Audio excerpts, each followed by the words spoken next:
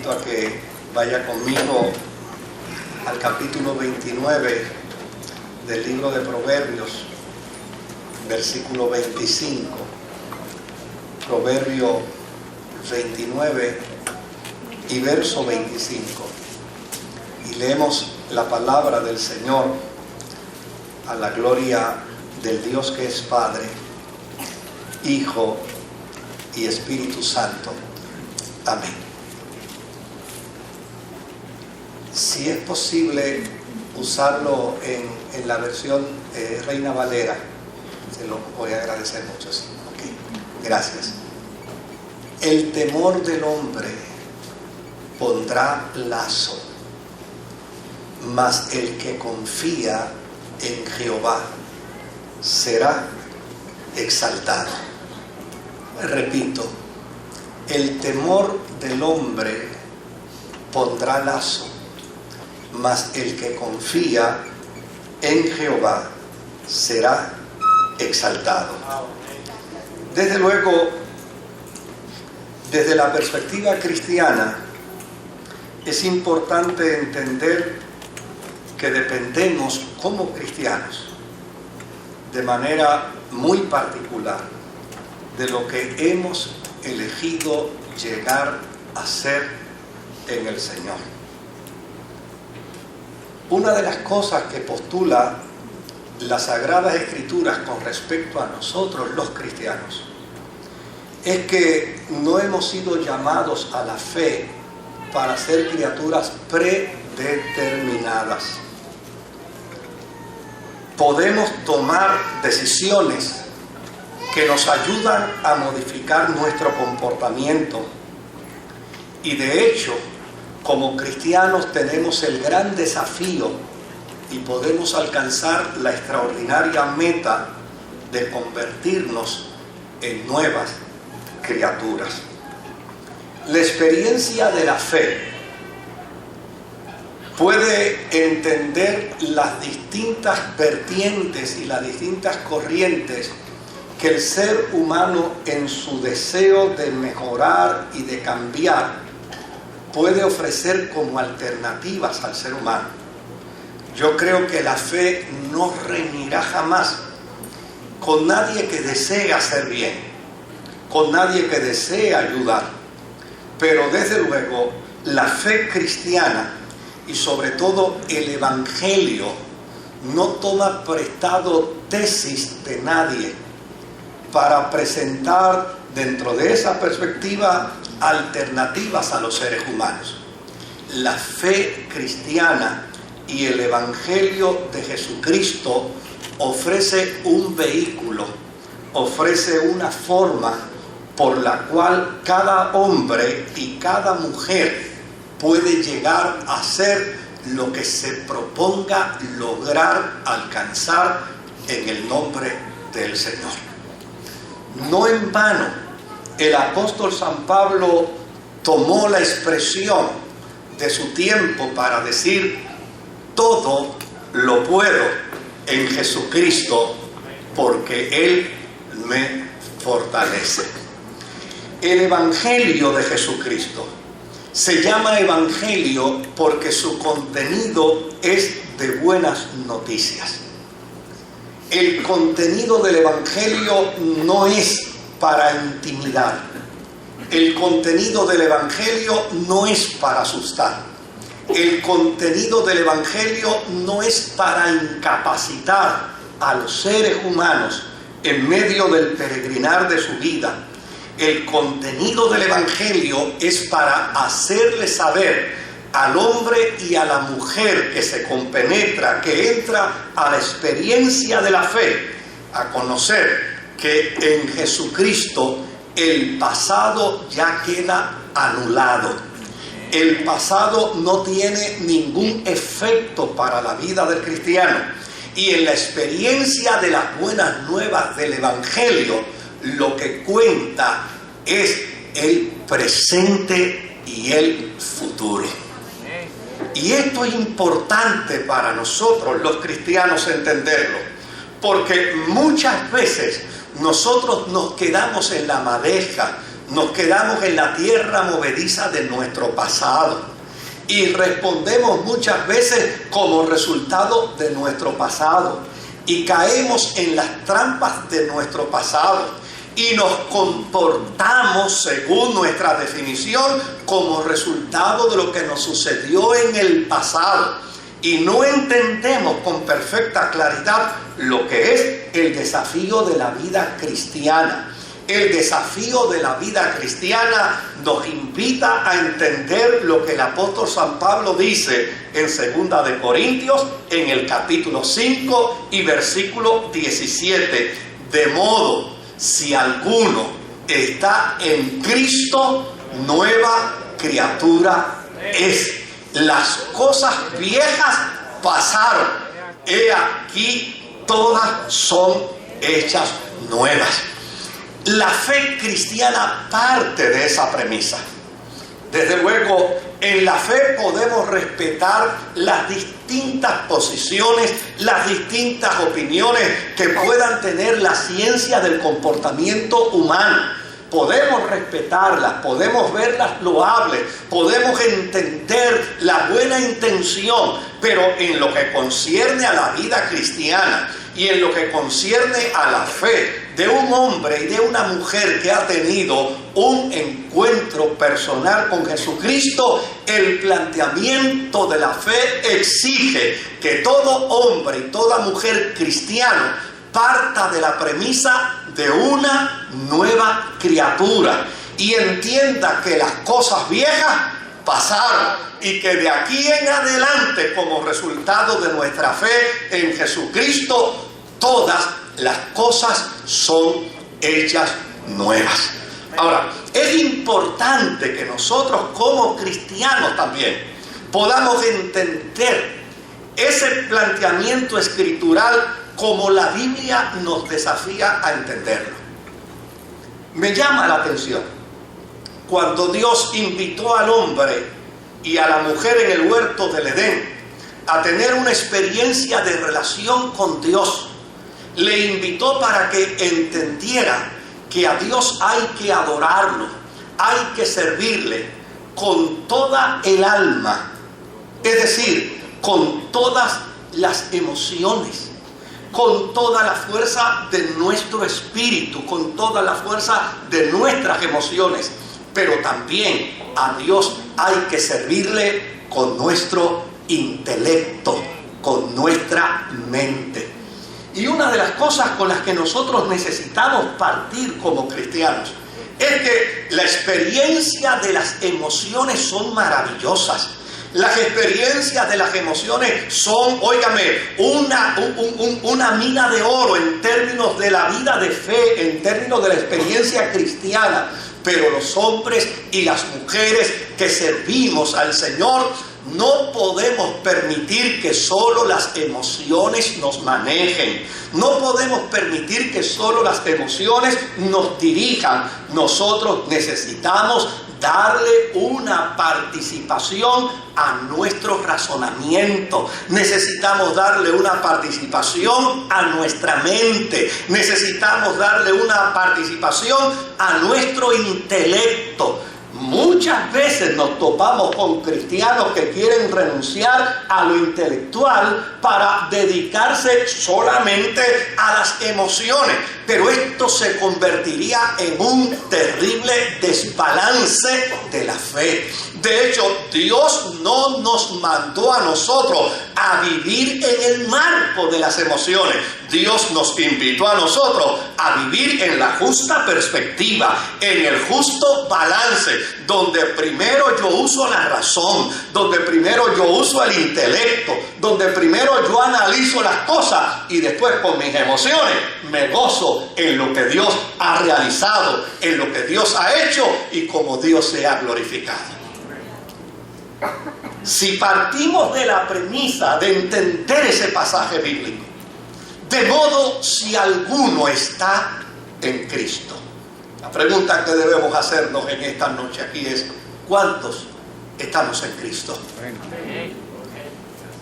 Pues estamos en Cristo. No se asuste, usted puede decir amén. No le voy a hacer preguntas capciosas ni planteamientos capciosos. si estamos en Cristo, entonces usted no puede vincular la vida del presente a lo que le pasó con papá en el pasado. Usted no puede vincular la vida del presente con lo que le pasó con mamá en el pasado. Usted no puede vincular la vida del presente con lo que le sucedió en la niñez. Usted tiene que entender que en la experiencia de la fe cristiana, una de las afirmaciones más extraordinarias que demarca las Sagradas Escrituras es esa que dice: vosotros que en otro tiempo erais. Pero note bien cómo lo plantea: en otro tiempo erais. Pero ahora, dice la Escritura, ya no sois de esa manera. Un cristiano, una cristiana es alguien que quiere llegar a ser una nueva criatura. Un cristiano, una cristiana es alguien que determina un cambio de vida porque ha encontrado la dirección correcta en el norte correcto para vivir conforme a la voluntad de Jesucristo. Un cristiano, una cristiana es alguien que no acepta que el pasado sea el que forme su presente, sino que el presente lo dirija para vivir conforme al propósito de Dios y pueda decir que en Dios vive de gloria en gloria y de triunfo en triunfo. Si usted como cristiano, óigame y créame con toda honradez, esto no se adquiere mediante procesos emocionales. Esto se adquiere como resultado de una profunda convicción. Esto se adquiere como resultado de lo que dice la palabra: creí, por lo cual hablé. Es decir, si yo creo que soy una nueva criatura, yo debo comportarme como una nueva criatura. Si yo creo que las cosas viejas ya no me vinculan al presente, yo debo entonces divorciarme de las cosas viejas.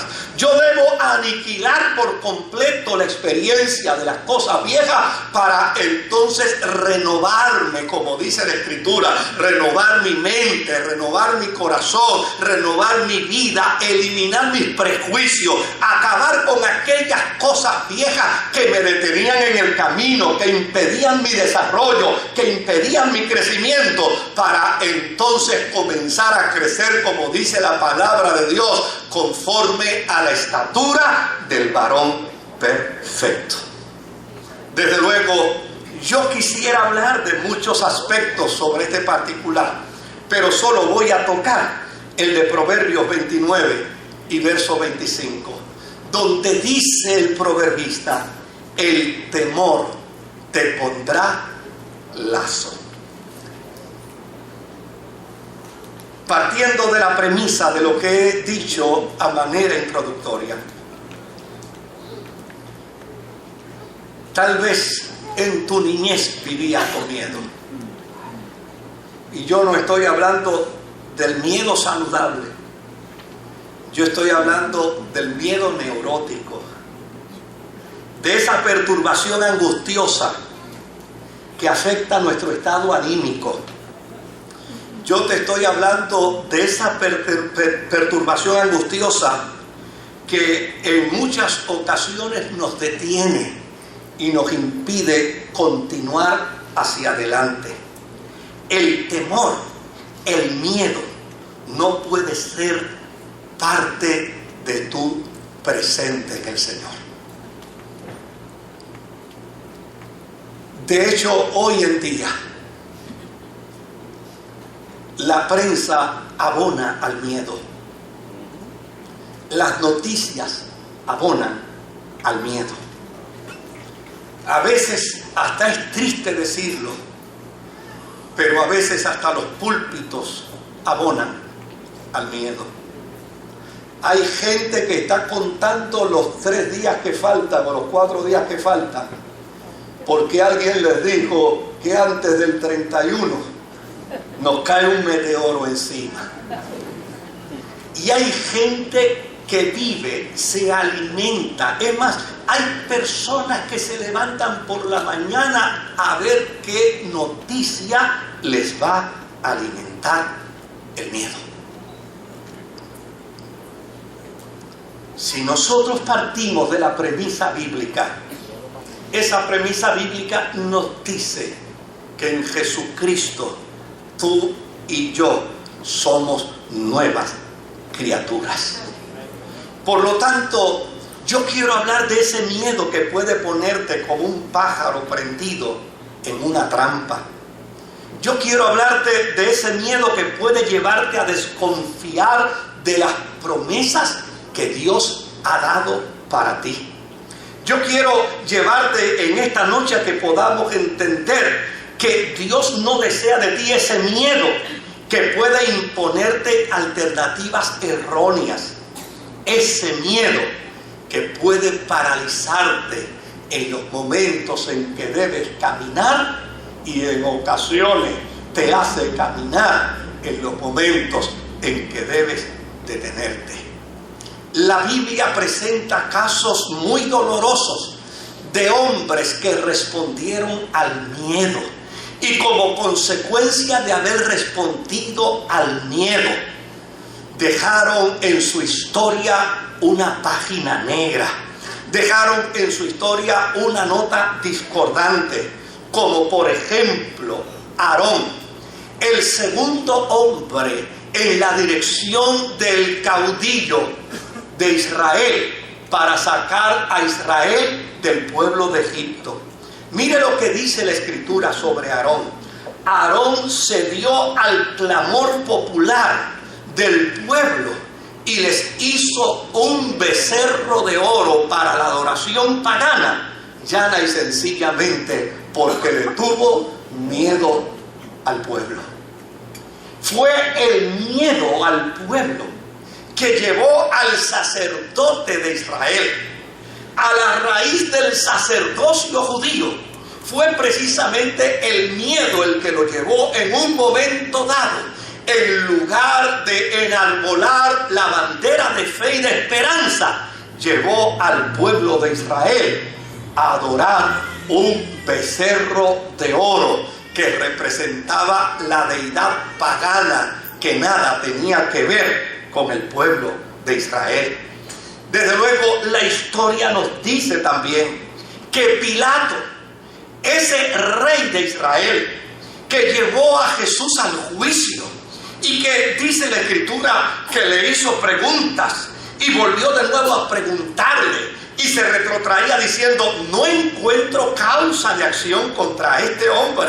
Este hombre no ha hecho nada malo, este hombre no ha hecho nada perverso. Pero la Biblia dice que de repente alguien se le acercó y le dijo: ten cuidado que tu decisión no sea una decisión que afecte tu posición como rey, y no vaya a ser que alguien vaya donde el emperador y le diga al emperador que tú has tomado una decisión equivocada. Y Pilato tuvo miedo, y desde luego, porque Pilato tuvo miedo que se presentara una queja de él ante el César, fue entonces que traicionó su conciencia y, lavándose las manos, entregó como culpable al inocente.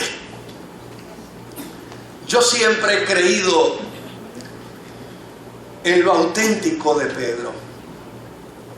Y siempre he creído que Pedro fue un hombre que funcionó de manera muy auténtica. Y a mí no me gusta hablar de ninguno de los discípulos porque un día me voy a pasar la eternidad con ellos. Y no quisiera que ninguno de ellos después me acuse de yo haber estado chismeando acá abajo a nombre de ellos. Pero mire qué dato interesante.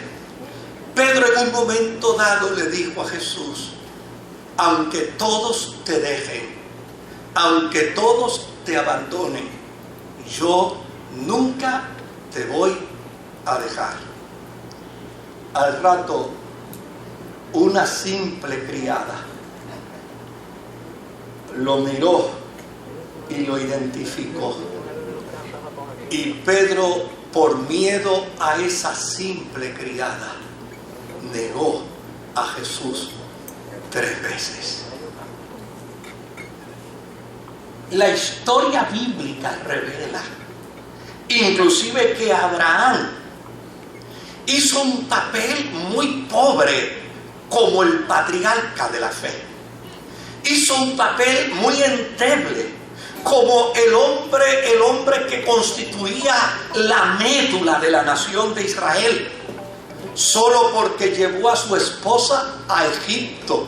Y cuando llegó a Egipto, miró a su esposa, como dice el jíbaro de Refilón, y cuando la vio dijo: mi esposa es linda, mi esposa es guapa, yo me puedo buscar problemas aquí me pueden matar a mí, aquí pueden acabar conmigo. Como diría el jíbaro, aquí me pueden limpiar el pico esta gente por la mujer mía. Y cuando le preguntaron: esa señora que anda contigo, ¿quién es? Por miedo, él negó a su esposa y dijo que era su hermana.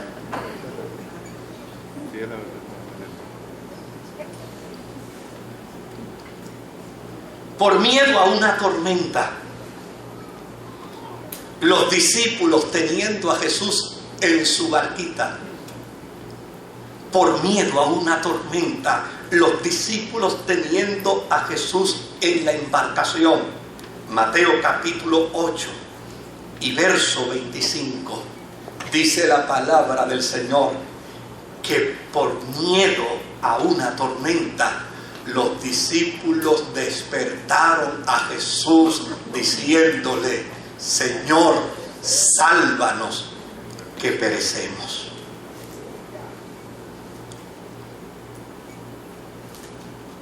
Yo espero que Pedro no la coja personalmente conmigo. Pero en Mateo capítulo 14 y verso 30, dice la palabra del Señor que hubo un momento en que Jesús decidió llegar hasta donde estaban los discípulos caminando por encima del agua. Y cuando estaba en la cercanía de ellos le miraron y al verle gritaron: un fantasma.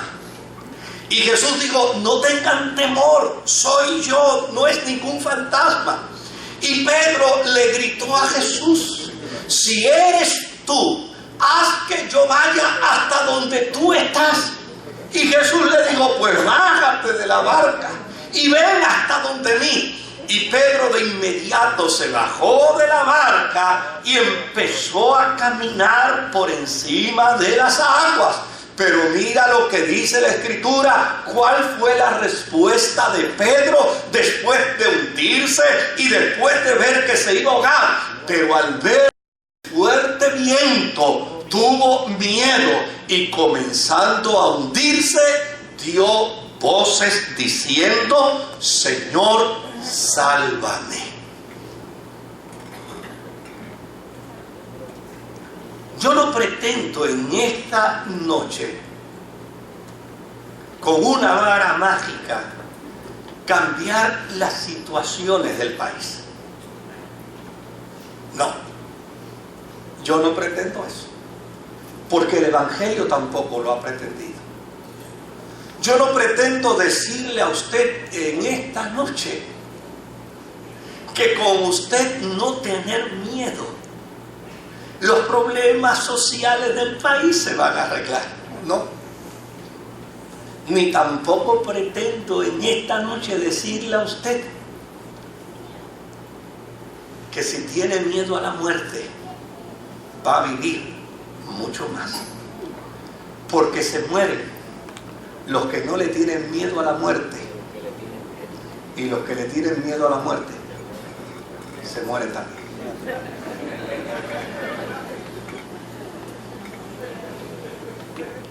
Si alguien piensa que con temerle a la muerte no se va a morir. Yo comentaba esta mañana de un pastor amigo mío que ya partió también a morar con el Señor, pero él tenía una concepción de la experiencia de la fe cristiana tan extraordinaria. Él creía lo que la Biblia dice. Él creía que él, como resultado en el presente de estar en Jesucristo, ya era eterno.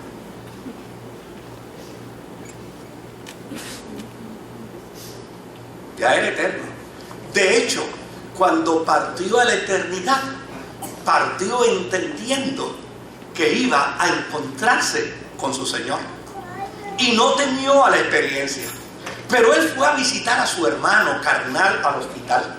Y cuando fue a visitar a su hermano carnal al hospital, su hermano estaba llorando porque obviamente el médico había venido y le había dicho que le quedaban 3 meses de vida. Su hermano le tenía terror a la muerte. Él tenía una interpretación de la muerte totalmente distinta a su hermano. Así que cuando su hermano empieza a llorar frente a él, él le pregunta a su hermano: ven acá, ¿y por qué tú estás llorando? Dice: es que el doctor vino y me dijo que solo me quedan 3 meses de vida. Y él le dijo: muchacho, ¿y tú te preocupas por eso? Si 3 meses pasan bien rapidito.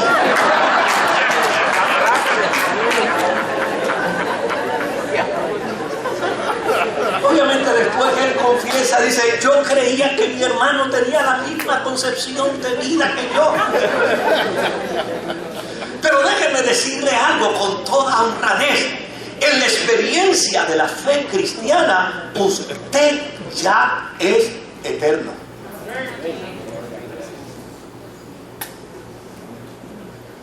Si yo hubiera dado 4 gritos, me hubiera tirado para atrás, me hubiera revolcado por el piso, las emociones funcionan mejor. Pero a mí me interesa que usted racionalice por qué yo digo que usted es eterno. Porque Jesús dijo, y yo le creo a Jesús. Porque si voy a ser cristiano es mejor que le crea la palabra. Si voy a ser cristiano es mejor que le crea a Jesús. Jesucristo dijo: el que cree en mí, como dice la Escritura, no vendrá jamás a condenación, sino que ha pasado ¿de qué? De muerte a vida. El apóstol San Pablo dijo con perfecta claridad. Fíjese que cuando Pablo le escribió su carta a Timoteo, no le dijo: Timoteo, ora por mí que creo que me van a matar. No le digo: Timoteo, ora por mí que creo que me van a picar la cabeza. No le digo a Timoteo: fíjate, Timoteo, tanto luchar en el evangelio para después morir en medio de esta desgracia. Simplemente le digo: hijo mío Timoteo, yo ya estoy para ser entregado. Solo me espera recibir la corona incorruptible de gloria que el Señor no solamente tiene para mí, sino para todos los que aman su venida. Este apóstol San Pablo fue el que esgrimió una palabra poderosa para su experiencia de vida, diciendo: si muero, para Dios muero; si vivo, para Dios vivo. Sea que muera o sea que viva, yo soy del Señor. Este mismo apóstol San Pablo fue el que dijo: por lo cual estoy que racionalmente seguro. La seguridad no viene a formar parte de las emociones. La seguridad viene como resultado ¿de qué? De una determinación racional. Yo, dice el apóstol San Pablo, estoy seguro que ni la muerte, ni la vida, ni ángeles, ni principados, ni lo presente, ni lo porvenir, ni lo alto, ni lo bajo, ni ninguna cosa creada me podrán separar a mí del amor a Dios que es en Cristo Jesús, el Señor nuestro. Los muertos no aman, pero Pablo dice: la muerte no me separará del amor a Dios.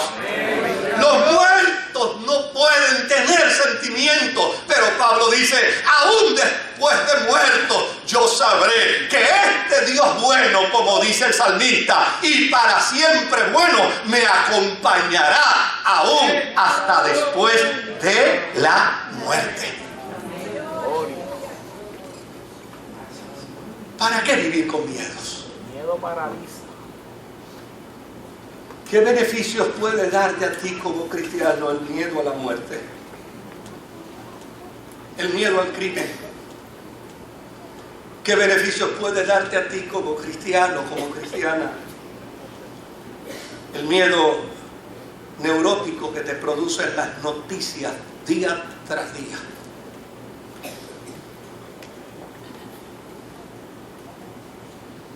¿Por qué vivir con miedo por la noticia que te puedo ofrecer un laboratorio. Cuando la experiencia de la fe cristiana, no solamente tenemos garantizada la vida en el Señor, sino que tenemos garantizada la eternidad con Él. Hay una expresión en Mateo capítulo 10 y versículo 31.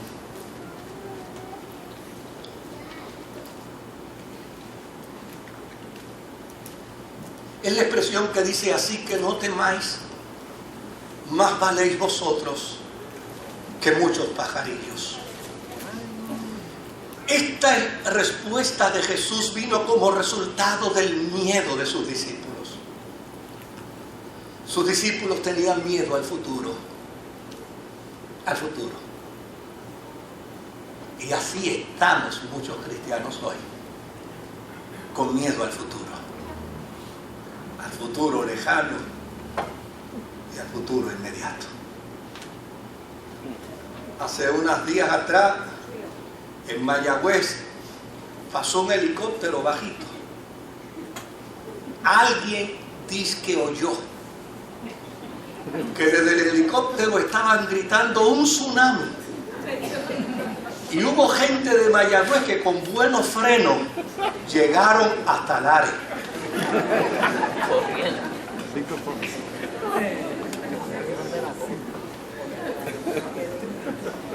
Nadie los pudo detener en el camino.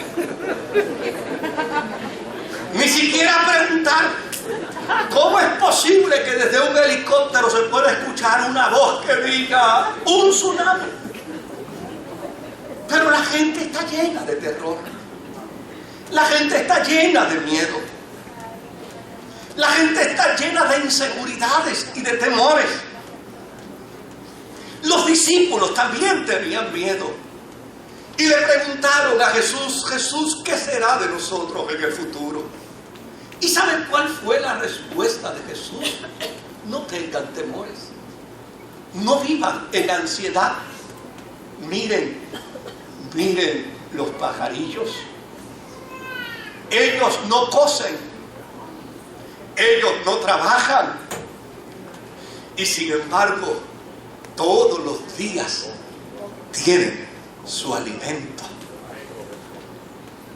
¿Cómo es posible que los pajarillos crean en el Dios de la provisión y la gente cristiana no pueda creer que Dios es proveedor? Mira lo que les dice. ¿No se han fijado ustedes en los lirios del campo? Que no cosen, que no hilan. Y todavía Salomón, con todo su esplendor y su gloria, no se ha podido vestir como ninguno de ellos. Ahora por tercera vez les dice: no tengan temor, porque ustedes valen más que los pajarillos. Porque obviamente dentro de la experiencia de los sacrificios en el templo, se comenzaba vendiendo el becerro, se comenzaba vendiendo el carnero, se comenzaba vendiendo la oveja, pero lo último que quedaba para la venta eran unos pajarillos. Y desde luego, como la gente quería ofrecerle lo mejor a Dios, compraba entonces el becerro, compraba el carnero, compraba la oveja para ofrecerle en sacrificio. Y muchas veces los pajaritos sobraban, y el que los vendía quería salir de ellos. ¿Y sabe qué hacía? Comenzaba a vender los pajaritos a centavos, pero cuando veía que sus pajaritos no se estaban vendiendo para el sacrificio, entonces decía: vendo 3 pajaritos por 1 centavo. Y Jesús les dice: mira, ese pajarito que vale solo para ustedes el tercio de 1 centavo, está en la provisión y en el cuidado del Dios del cielo. Por lo tanto, tú no tienes nada que temer, porque tú vales mucho más que ese tercer pajarito.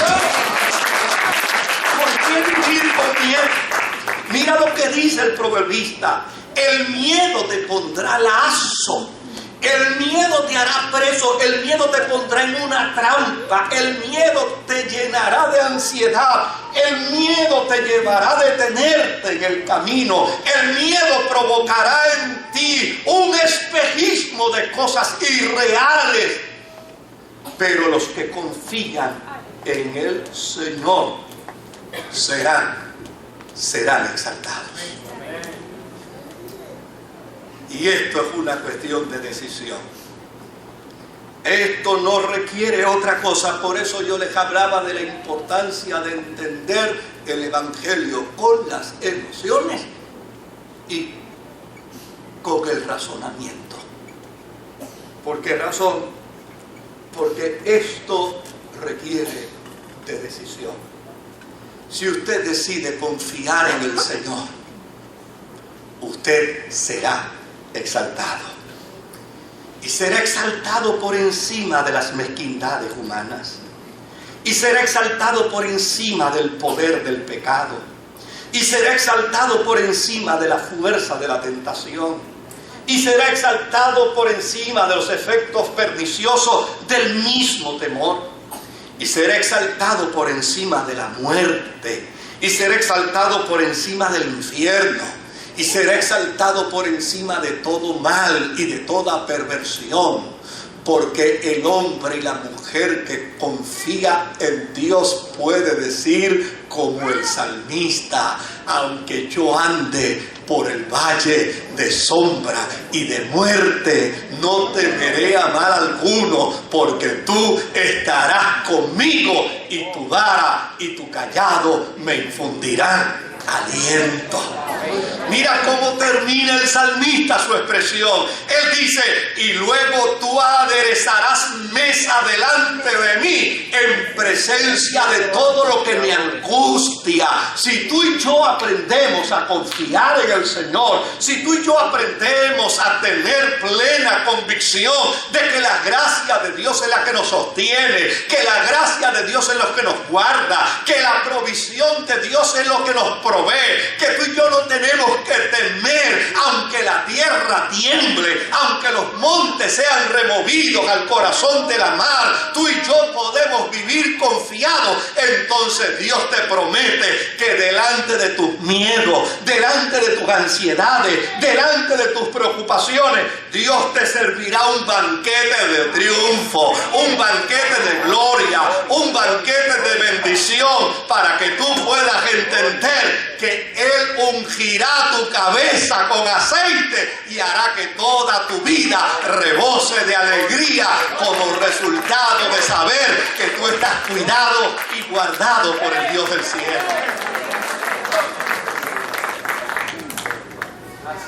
Quisiera que viéramos brevemente una expresión de Romanos capítulo 8, versos 14 al 17.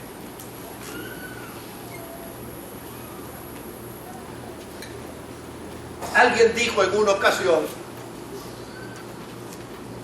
que la expresión del apóstol San Pablo, todo lo puedo en Cristo, no era una expresión que partía de él, que no era una expresión de su propia inspiración. Me puse a investigar y llegué a la misma conclusión de la persona que hacía el planteamiento. Y sí, creo que la persona que hacía el planteamiento tenía mucha razón. Resulta que en el tiempo de Pablo había un movimiento que se llamaba el movimiento de los estoicos. Los estoicos eran personas que habían determinado racionalmente que nada en la vida los haría retroceder. Nada. Para ello hacían una serie de ejercicios físicos. Ejercicios inclusive de pasar por encima del fuego. Y pasaban por encima del fuego caminando por las piedras calientes diciendo: yo puedo, yo puedo, yo puedo, yo puedo. Y cruzaban al otro lado. Y hacían una serie de ejercicios, inclusive con armas blancas. Se traspasaban el cuerpo. Podían someterse a temperaturas bajo cero, en estados de meditación, y pasaban semanas en temperaturas bajo cero, diciendo solamente: yo puedo, yo puedo, yo puedo. A Pablo le llamaba la atención la conducta de esta gente, porque esta gente entendía con perfecta claridad que ellos no podían estar vinculados al pasado. Es decir, el hombre y la mujer de Dios, según la visión de Pablo, no puede estar vinculado al pasado. Oye, tú no le puedes hacer pagar los platos rotos a tu esposa hoy por la esposa del pasado.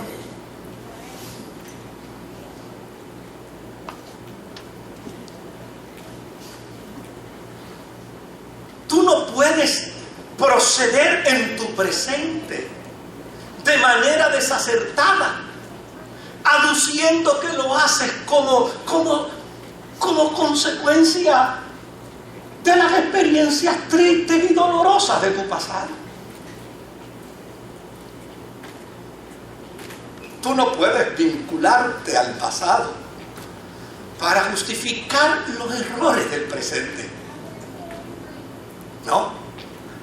En la experiencia de la vida cristiana, ya yo les probé a ustedes que la tesis es: de modo, si alguno está en Cristo, ¿qué pasa? Nueva criatura es.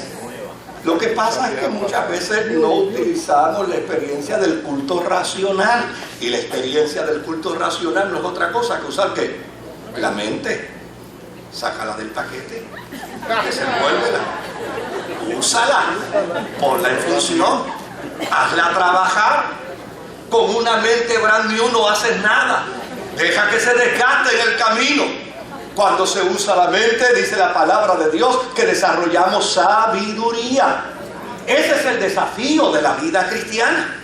Y por eso es que el apóstol San Pablo tenía una gran admiración por aquella gente que ya sencillamente solo podían superar la crisis del presente diciendo: yo puedo. Pues Pablo llegó a la conclusión: si ellos pueden hacerlo solo, ¿cuánto más lo puede lograr un cristiano con Jesucristo? Si esta gente puede lograr pasar por el fuego, si esta gente puede estar en temperatura bajo cero solo, diciendo: yo puedo, ¿cuánto más puede lograr un hombre de Dios, una mujer de Dios en fe, entendiendo lo que la palabra de Dios dice? Nada ni nadie te podrá hacer frente en todos los días de tu vida, porque así como estuve con Moisés, también yo estaré contigo. Mira que te mando que te esfuerces y seas valiente, no temas ni desmayes, porque yo, Jehová tu Dios, seré contigo donde quiera que tú vayas. Mira cómo dice Romanos capítulo 8 y verso 14 al 17. Porque todos los que son guiados por el Espíritu de Dios, estos son hijos de Dios. ¿Cuántos son hijos de Dios aquí? No tenga miedo, diga lo que yo. Ahora, mira cómo dice: pues no habéis recibido el espíritu de esclavitud para estar otra vez ¿en qué? En temor. ¿Escuchaste bien? El Evangelio no ofrece nada más que sentido de seguridad. Mira cómo dijo Jesús: en el mundo vas a tener ¿qué? Aflicción. ¿Se da cuenta? El Evangelio lo que ofrece es sentido de seguridad. Es sentido de seguridad.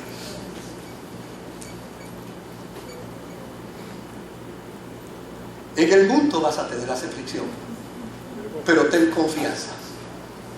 Tú estás en mí y yo estoy en ti, y yo he vencido ¿qué? Al mundo. El Evangelio ofrece sentido de seguridad. Seguridad. Hay tanta expresión de Jesús diciéndole a la gente: no tengas miedo. Fueron tantas las veces que Jesús le dijo a la gente: no tengas miedo. Ahora, mira, dice: no habéis recibido el espíritu de esclavitud para estar otra vez en temor. Es decir, en tu pasado tú tuviste temor. En tu pasado tú viviste con miedo, pero ahora tú eres una nueva criatura. Tú eres hijo de Dios. Y la Escritura dice que tú no puedes estar otra vez en temor, sino que habéis recibido el espíritu de adopción, por el cual clamamos, Abba, Padre. Ahora, mira cómo dice el verso 16. Ese espíritu es el que da testimonio a nuestro espíritu de que somos hijos de Dios. Y si hijos, también herederos, herederos de Dios y coherederos con Cristo, si es que padecemos juntamente con Él, para que juntamente con Él seamos glorificados. ¿Por qué se te prohíbe vivir con miedo neurótico? ¿Por qué se te prohíbe a ti vivir la experiencia de un temor infundado? ¿Por qué se te prohíbe como cristiano vincularte al pasado de tu vida que tanto dolor, que tanto sufrimiento trajo a ti? Porque ya y sencillamente Dios te adoptó como su hijo. Dios te adoptó como su hija, y tú ahora le perteneces a Él y tienes una herencia de gloria. Eres eres heredero con Dios y eres coheredero con Cristo. ¿Sabe lo que eso quiere decir? Eres heredero al 100% de toda la gloria divina. Aleluya.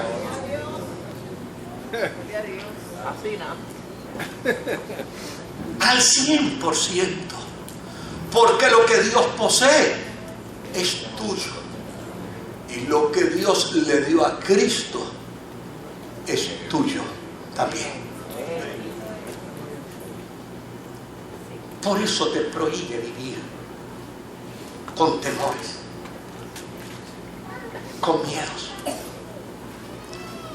Aprende a vivir en la libertad gloriosa en que deben vivir los hijos de Dios.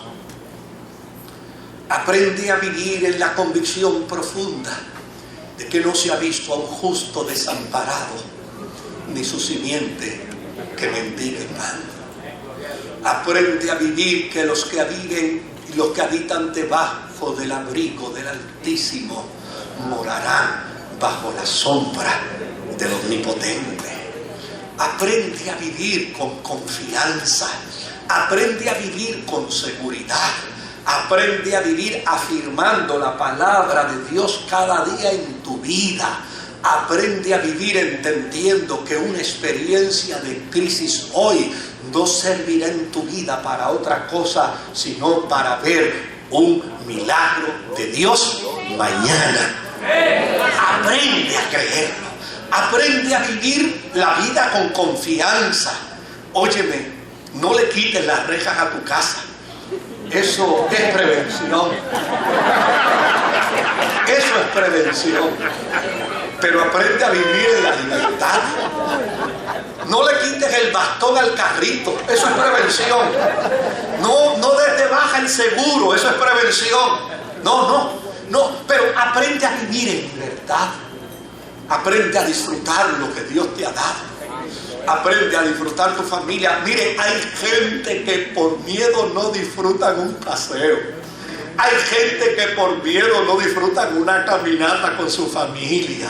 Hay gente que por miedo no se atreven a ir a la playa. Hay gente que por miedo no se atreve a ir al médico para que le chequee el dolor ese que tienen en el cuerpo. Porque dicen, si voy donde el médico y dice que tengo algo malo. Óyeme, chequeándote o no chequeándote, si hay algo malo como quiera, lo tiene.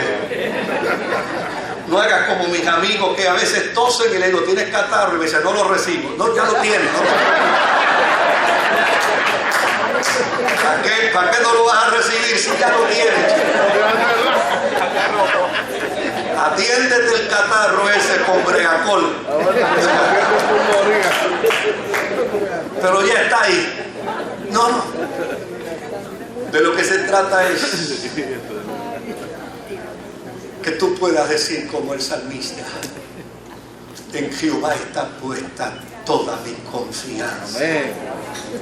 Y no voy a temer, porque los que confían en Jehová son como el monte de Sión, que no se mueven, sino que permanecen para siempre.